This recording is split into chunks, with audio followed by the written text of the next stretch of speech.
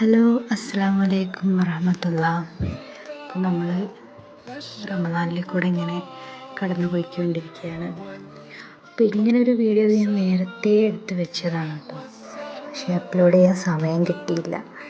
അതുകൊണ്ടാണ് ഇപ്പോൾ ചെയ്യുന്നത്. പിന്നെ നമ്മളിങ്ങനെ ഞാൻ സാധാരണ വീട് ഇങ്ങനെ ഡെക്കറേറ്റ് ചെയ്യുകയും ഒന്നും ചെയ്യില്ലല്ലോ റമദാൻ്റെ സമയത്ത്.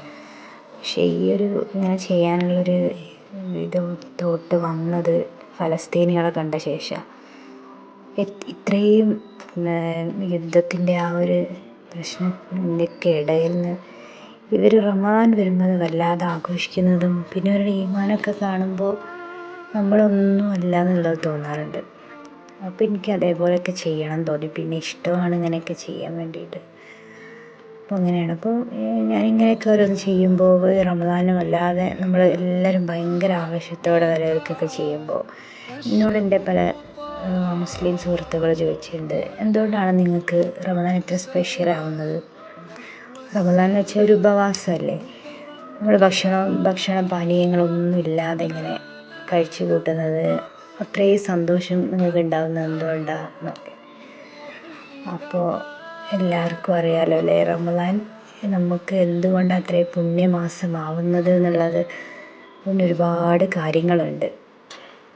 ഹിജ്റ മാസം 9ാമത്തെ മാസമായിട്ടാണ് റമദാൻ വരുന്നത്.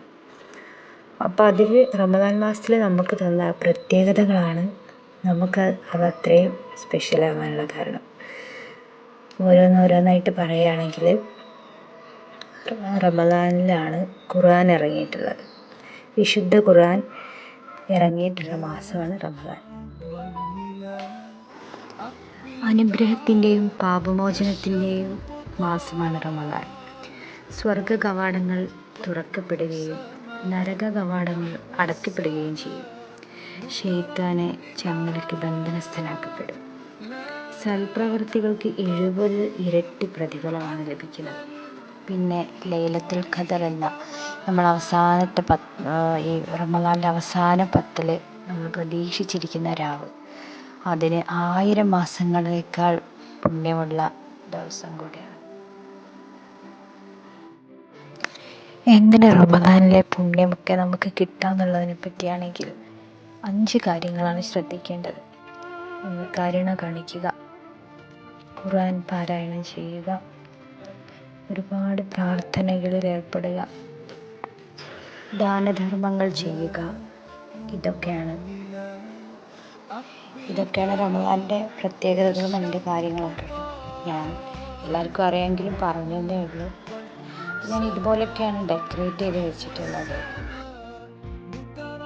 ചെയ്തതുകൊണ്ട് വീട്ടിലേക്ക് വരുമ്പോൾ തന്നെ ഒരു പോസിറ്റിവിറ്റിയാണ്. എല്ലാവർക്കും ഇതുപോലെയൊക്കെ ചെയ്യാവുന്നതേ ഉള്ളൂ. ഞാനിത് നമ്മൾ സ്വീറ്റ്സൊക്കെ വാങ്ങുന്ന ഹാമ്പറിലാണ് ആദ്യം വെച്ചത്. പിന്നെ എനിക്ക് തോന്നി അതൊരു ബോറാണ്. പിന്നെ അതൊക്കെ മാറ്റി ജസ്റ്റ് ഇതേപോലെ ആക്കി. ഇത് ചെറിയ പ്രാർത്ഥനകളൊക്കെ ഞാൻ എഴുതി വെച്ചിട്ടുണ്ട്. പിന്നെ ഈ ലാൻറ്റേൺ ഞാൻ ഉണ്ടാക്കിയാണ് ഒരു ബോക്സ് വെച്ചിട്ട്. പിന്നെ ഈ മൂണിൻ്റെ അതും ഈ ഗ്ലൂ സ്റ്റിക്കില്ലേ അത് വെച്ച് ചെയ്തതാണ് കേട്ടോ.